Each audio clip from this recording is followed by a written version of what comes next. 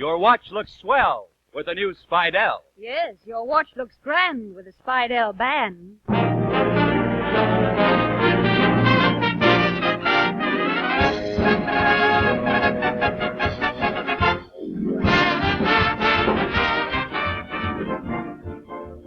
look, girls are wishing well. I wish I had a mink coat. Oh, I wish I had a diamond necklace. Oh, my. I wish I had a handsome young Romeo.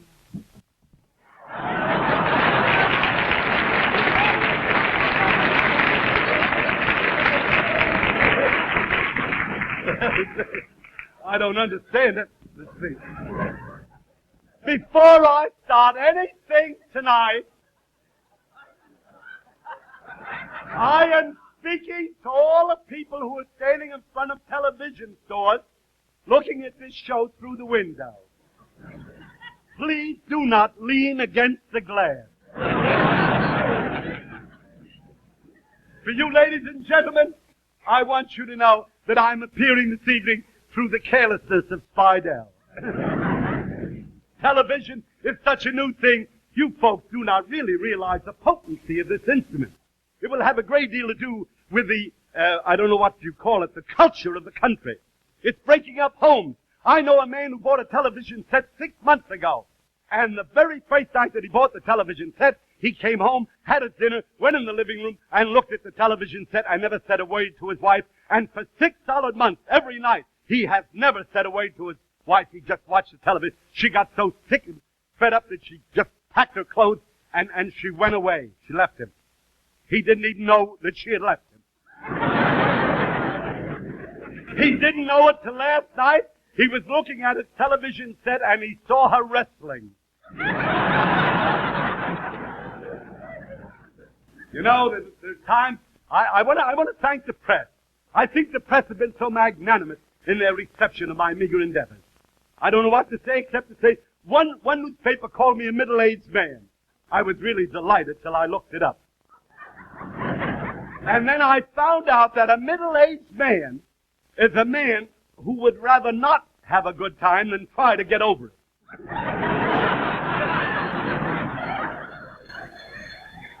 Hey, you going to answer the phone? Oh, the phone? Oh, pardon me. Yeah.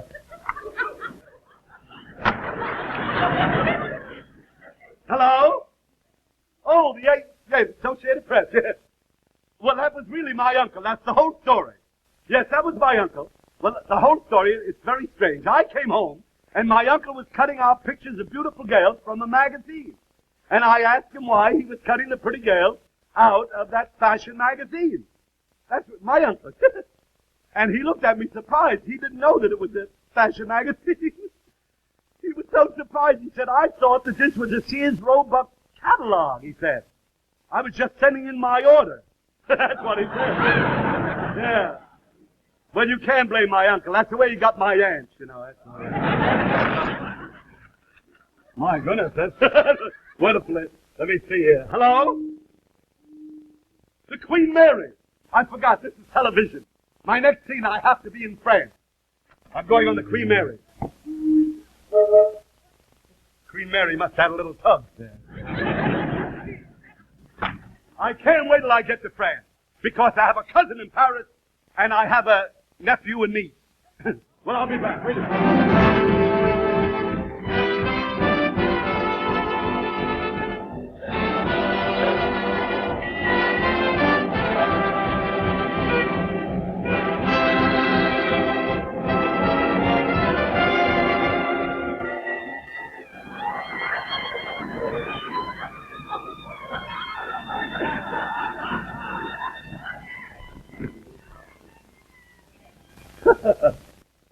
My goodness, I'm in Paris.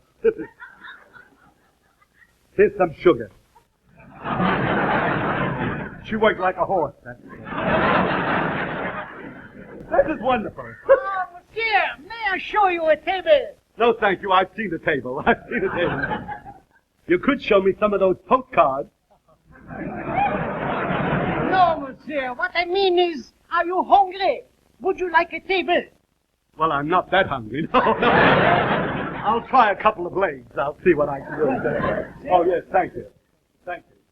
Oh, we may as well get acquainted. I'm a stranger here myself, you know. And...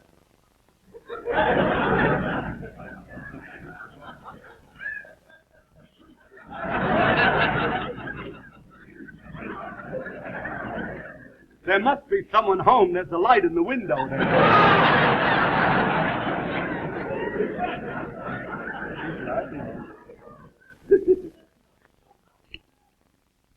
Say, what are you doing? How's that? What are you doing? Oh, I'm going to make a cigarette. I'm going to make a cigarette with one hand. I saw it in a Western movie, you know. A Western? Oh, it must have been a Western. It was on television.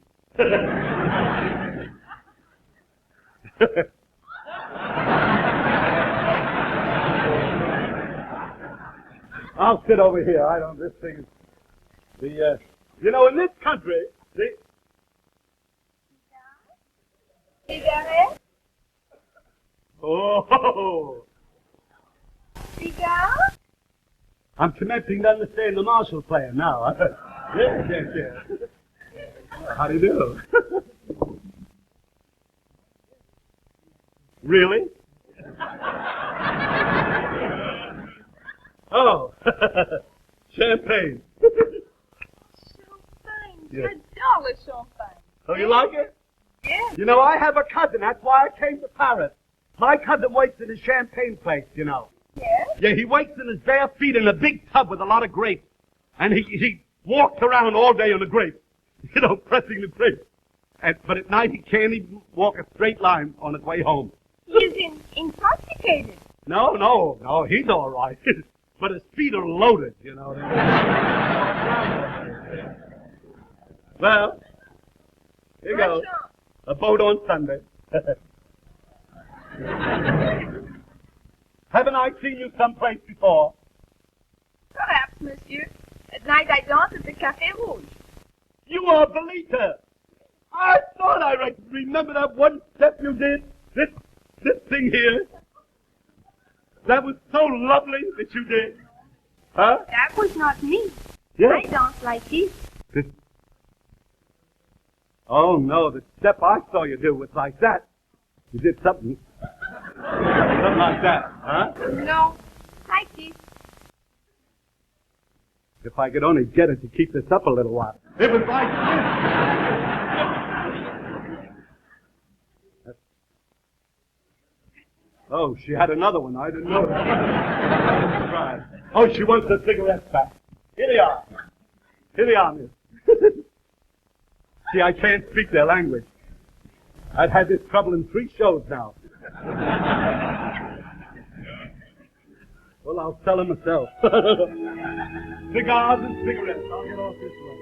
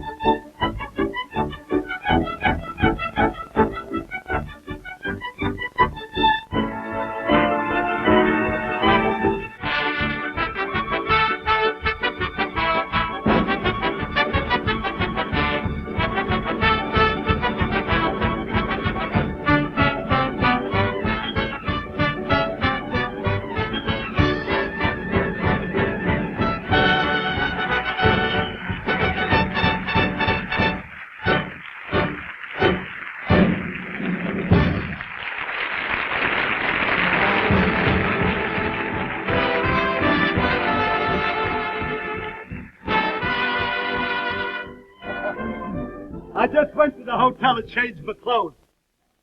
You know, I saw one of those bathing girls, those French girls in one of those French bathing suits. It's wonderful what they do with 2 crepe Suzettes, you know. This guy is worse than the other guy over there. I'll take my drink to another table. Stop! Look at your watch. Remember, when you look at your watch, they look at your watch band. Your watch looks swell with a new Spidell. Yes, your watch looks grand with a Spidell band. I thought it was you. It sounded like advertising the minute that you said stop. But that won't do you any good. I told you, in television, you have to show people things on the screen. They don't always see it, but you have to show it to them anyhow. All right, then I'll show them this mighty new Sir Galahad by Spidell.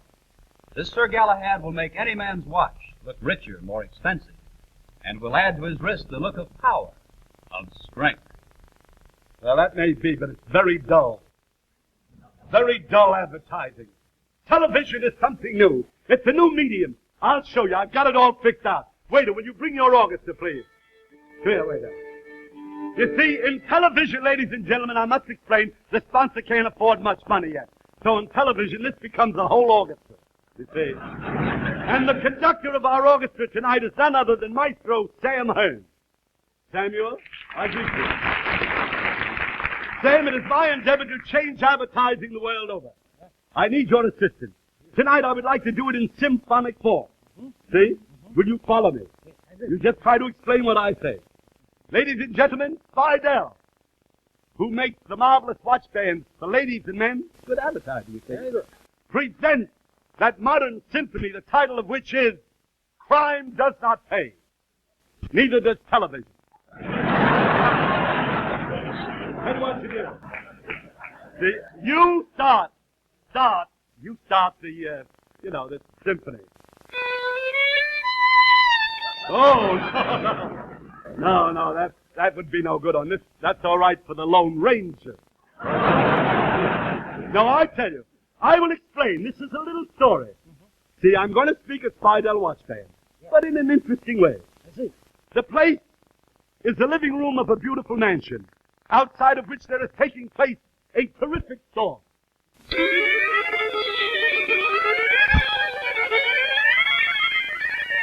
That's the idea. I'll later tell them this is not in California, so they don't get mad, you see. Now, into the house sneaks a burglar through a rusty door.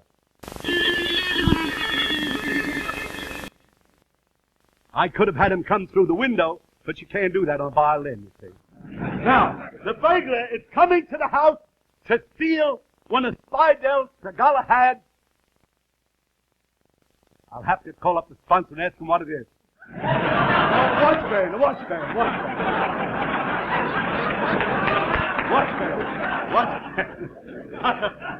That's the watch band. Now, the burglar picks up the watch band and it expands. He let go too quickly, but here's the idea. This is the silly part of the story, Sam. You must follow me. This burglar could go in any jewelry store and buy a Spidell Galahad watch band for $14.95. Oh, yeah. But this burglar prefers to steal. See? Each man to his own hobby, you know? Now, in the house there is a dog. The dog is asleep. It's dark. The burglar trips over the dog, and the dog howls.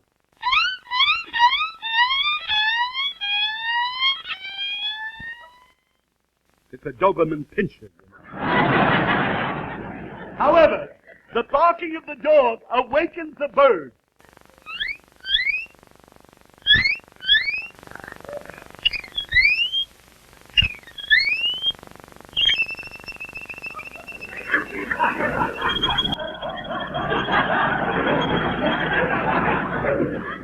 This Spidell will kill me, I know that.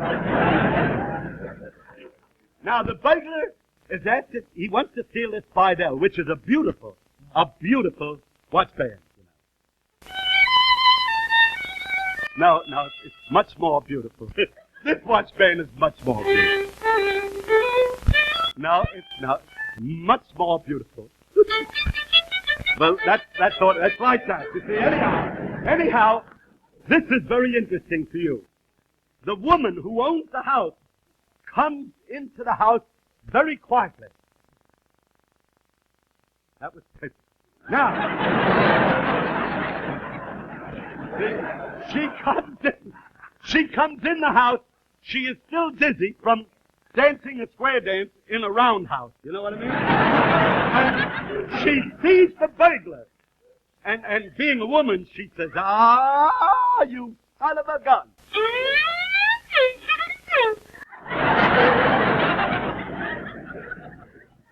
I didn't say that.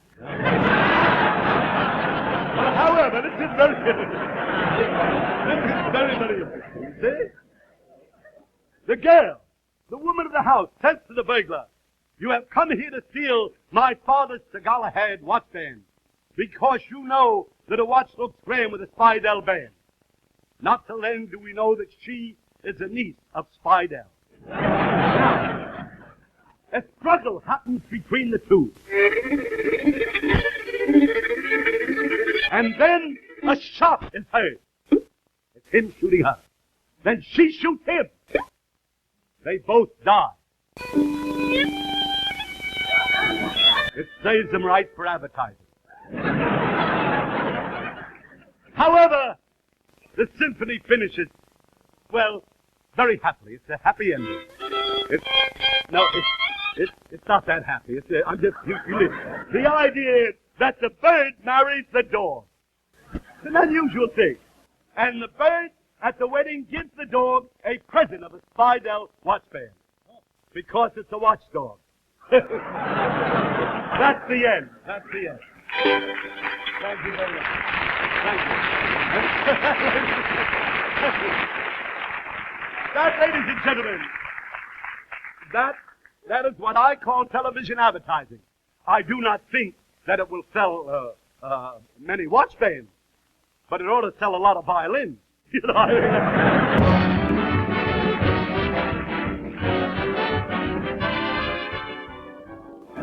But this doesn't stop them. They get married, but it's a modern marriage, and it's a failure. And they decide to separate. So they divide the house. They divide the house equally. She gets the inside, and he gets the outside. Turn that thing off. Here, don't shut that off. Don't, I listen to him every week. He's very funny. That guy there. Why do you turn him off? What can I do for you? Do you have any of those new long-playing records? Long-playing records? I don't know. Yes?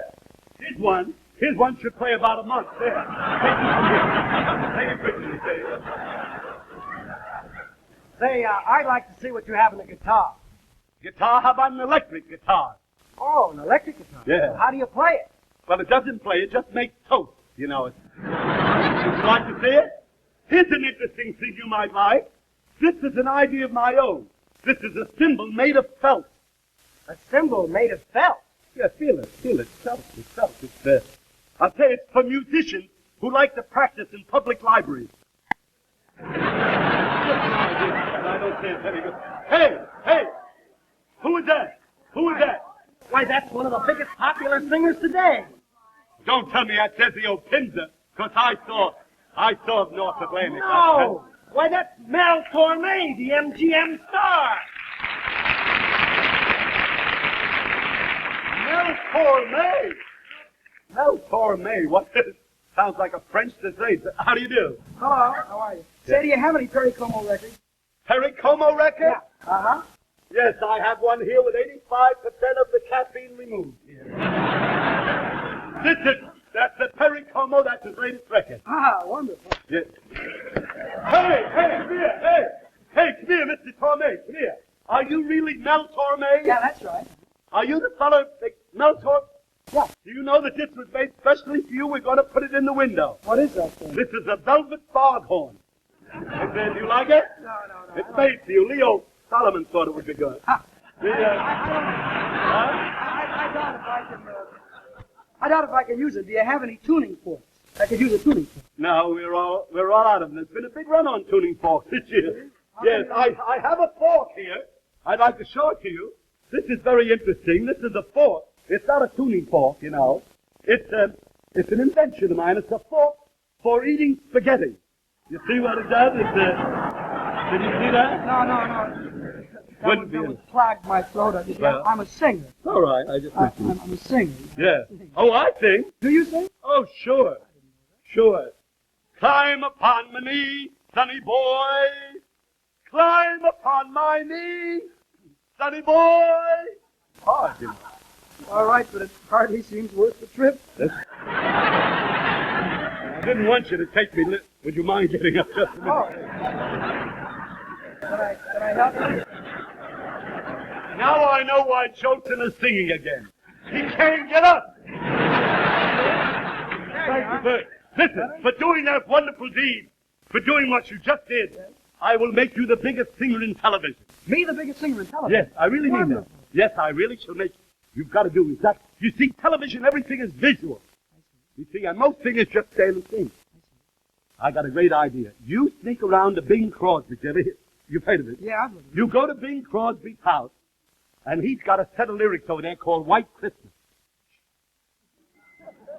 You steal the lyrics. Now, here's what you do. Right before you go on television, when you're laying the song, White Christmas, you fill your moat here, you see. That's from playing Jolson 1 second, and I'm done. Your mouth here. You fill your mouth is really what I wanted to say, because I'm from further up north. You fill your mouth with soap chips. Soap chips? Yes, you put soap chips in your mouth, and then you come out and while you are singing White Christmas, you snow all over the audience. This is my own idea. Yeah, well, no, that's not particularly my type of song. You see, Well, I like more jumpy things. Would you like to hear Mrs. Careless Hands?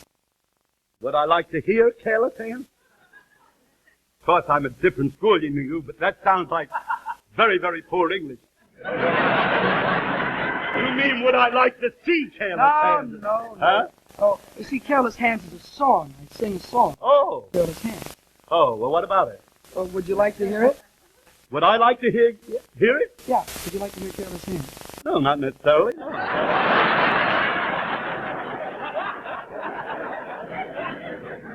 Incidentally, all you folks out there, we need a little bit of help in the hand clapping department. Don't be bashful. Join in. Lud, it's all you. Everybody. That's not everybody. Come on, let's hear from you. I let my heart fall into careless hands. Careless hands broke my heart in two. You held my dreams like worthless grains of sand. Careless hands don't care when dreams slip through. I brought you joy, baby, I loved you so. But all that sunshine didn't make the roses grow. Oh, if you don't change, someday you'll know the sorrow of careless hands can't hold on to love.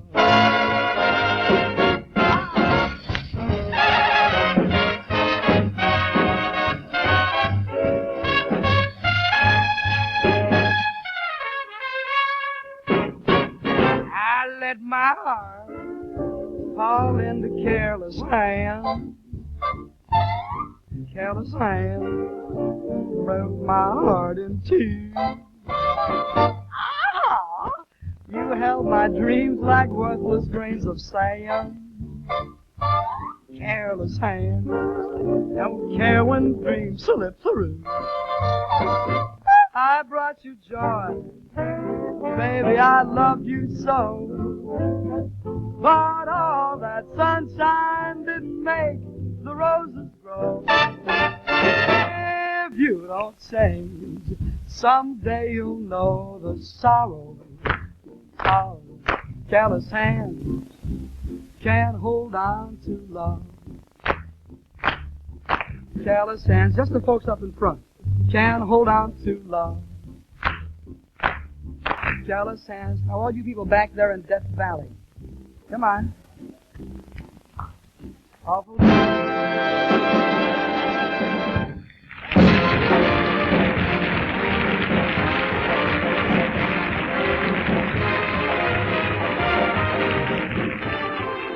Ladies and gentlemen, once again I want to present our players in probably the most unusual of all plays. It starts out somewhat like a symphony, except this is a drama. And as the curtain rises on it, there is a terrific storm raging off the east coast of Africa. But that makes no difference to us because our play takes place in Boston. Very, very, very interesting. The leading man, his name is Alfred. Now, Alfred lost his mother and father when he was 12 years of age. What a crap game.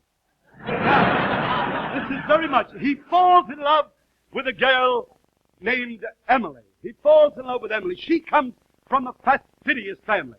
By that I mean that her father was fast and her mother was hideous. But it's very interesting. It's very interesting. She wants to take him home to meet her parents, and they jump on a bus. And she says, Emily says to the bus driver, says that this bus stops at the Waldorf Astoria. And the bus driver says, no, that's much too expensive. We just keep it in a garage. Now, when she gets home that night, there is a doctor there treating her mother. And as the father comes in, the daughter says, Father, do you know that mother has either the measles or the mumps? The doctor doesn't know. And the father says, well, we'll know by tomorrow morning. She will either break out or shut up. 7 years pass by, and Alfred and his girl, Emily, get married. It's just as well because they didn't get along anyhow, you know.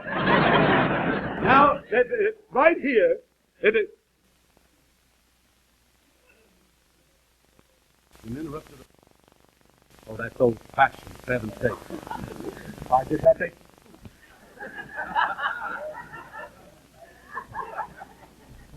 That looks like a trick of Spidell to get me off the stage. But I've got one more joke to tell, and I'm going to tell it. Now, after they're married, she wants her husband to go in the movies, and he says, I do not want to go in the movies. And she says, you don't? Says, no. Then her father comes and says, you must go in the movies. And he says, I don't want to go in the movies. Look what happens in the movies. One day you're kissing Lana Turner, one day you're kissing Joan Crawford, another day you're kissing Jennifer Jones, and the next day you're a has-been. And the father says, yes, but look where you has been. I can't show you the show tonight, but this is what you'll see next week.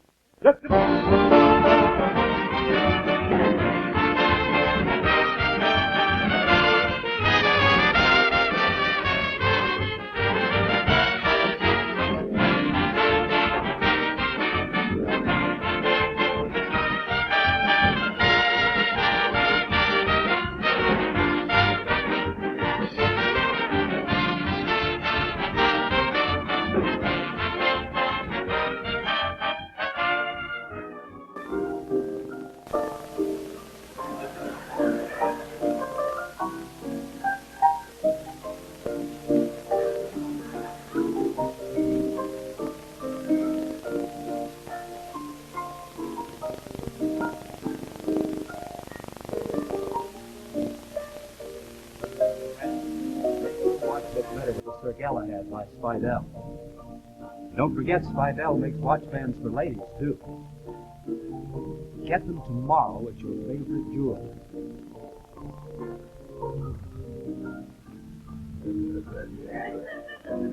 I let him do that. He doesn't know we're off the air.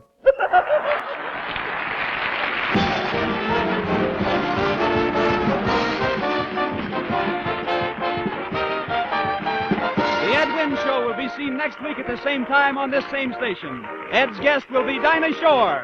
This is CBS, the Columbia Broadcasting System.